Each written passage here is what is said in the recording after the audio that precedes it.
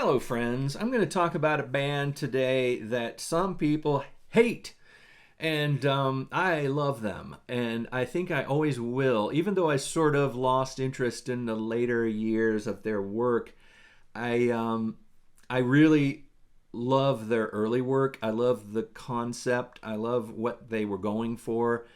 There's certain other things about them that I love too. The mystery of not knowing who they are. Do you know who I'm talking about? Not talking about Kiss. I'm talking about the Residents. They were, when I discovered them long, long ago, I think they were in, I believe they might have been in Louisiana or something, but then they went to San Francisco and they were sort of an art group. They were like a performance art group of a bunch of folks. Who knows how many of them? On the album covers, they always had like four people in dressed up or modified with collages and things like that. The artwork on their albums was always fantastic. And then at one point, they adopted a persona that they still kind of use every once in a while. The giant eyeball heads. I'm sure you've seen that if you've been around music for a while. It's like a giant eyeball head with maybe a top hat on. Yeah, I think always a top hat and a tuxedo, like a tails kind of tuxedo with a walking stick and all that.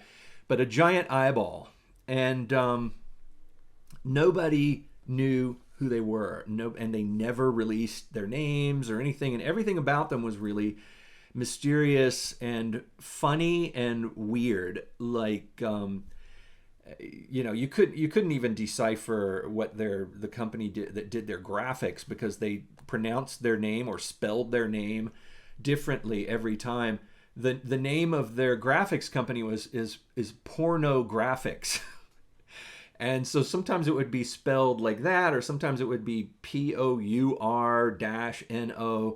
or whatever other versions of the spelling of it. So there wasn't even a definite way of spelling the name of their graphics company, which I am pretty sure was one of the band members who did all the graphics. And eventually, I think it's kind of come out who they really were over the years. But it's almost too late now, and you kind of at this point don't want them to be real people. You don't want them to be a human person. You want them to be this mysterious entity that this music sort of comes out of somewhere, some strange recording studio, mysterious unknown recording studio somewhere. But the Residents, for all of their strangeness and the reputation that they have of being kind of like a noise band, or a band that takes a lot of commitment to listen to, because they're not musical, or they're not enjoyable, or they're just it's just noise. It's annoying. It's made to be annoying. Those kind of things are said about them. But I think it's not really true. The music is just different than pop music.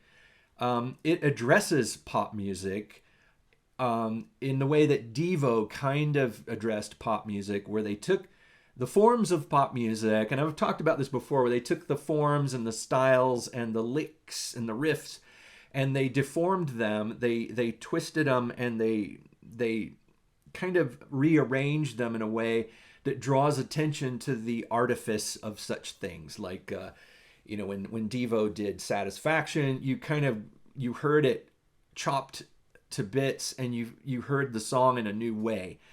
The Residents did this with pop music. They had a few albums where they were using samples, and which was kind of an early example of that, and playing like toy pianos and singing in strange, almost like character voices. And yet, a lot of their music is really listenable. I think it's the kind of music where you listen to it a couple times and you sort of figure it out. You get the feel of it.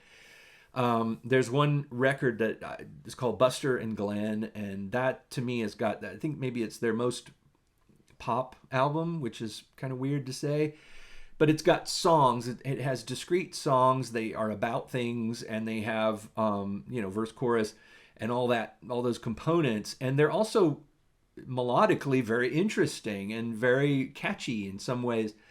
But I think one thing people were saying was they're just not commercial. Nobody, they're never going to get played on the radio. I imagine they heard that from people Why are you doing this? You're never going to have a hit if you just keep making these weird songs. So they did an album called The Commercial Album, which is this one, which has them with their eyeballs. That's them with their eyeball heads and their top hats. But then their eyeballs are playing the eyeballs of, I believe, John Travolta and who is that? Is that? I don't know. But I don't know exactly who that is. But anyway, there's that many songs on it. It's like Barbra Streisand, but I'm not sure. But there's that many songs on here. There are 40 songs on the original vinyl album. The CD, I believe, has more. It might have 10 or 20 more songs. But each one of these songs is exactly 1 minute long, which the idea was that they were creating these sort of jingles, like advertising jingles. And the effect of this album is great. There's a feeling that you get when you're hearing a song, and there's actually really great songs on here. The melodies are great. The lyrics are touching and interesting, and there's a fascinating collection of songs. But right when the interesting thing is you're listening to the song, and right when your mind is starting to accept it, and you're like, oh, this is a cool little song, it ends.